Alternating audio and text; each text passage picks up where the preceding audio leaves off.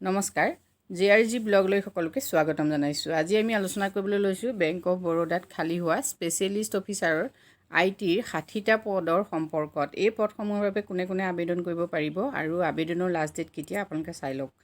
Bank of Baroda job 2022 highlight চাওক। Name of organisation bank of Baroda, post name specialist officer IT post, number of vacancy 60 আৰু job category হ'ল bank job.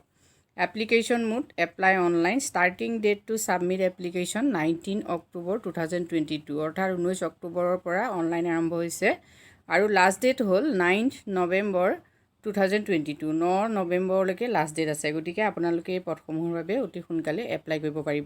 Name of the post senior quality assurance lead, vacancy হ'ল 2টা, quality assurance ইঞ্জিনিয়াৰ্ছৰ 6টা post, junior quality assurance engineer 5টা post, senior developer full stack Java 16টা post, developer full stack Java 13টা post আৰু developer full stack net and Java 6টা post.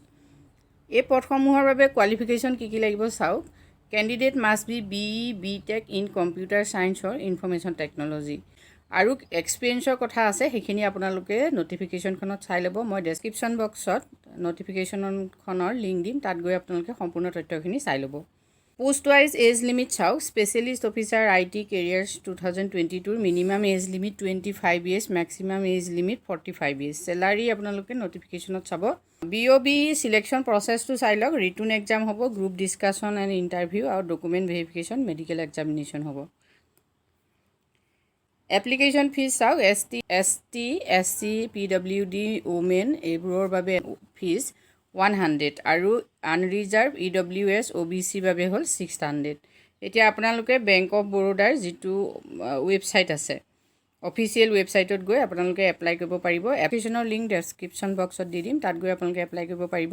Important ডেটছখিনি পুনৰবাৰ চাই লওক। ষ্টাৰ্টিং ডেট হ'ল 19 অক্টোবৰ আৰু অনলাইন এপ্লিকেশ্যনৰ লাষ্ট ডেট হ'ল 9 নৱেম্বৰ। আজি ভিডিঅ'টোত আমি আপোনালোকলৈ ইমানখিনি তথ্য আগবঢ়াইছোঁ। যদি আপোনালোক উপকৃত হৈছে কমেণ্ট কৰি জনাব। ধন্যবাদ।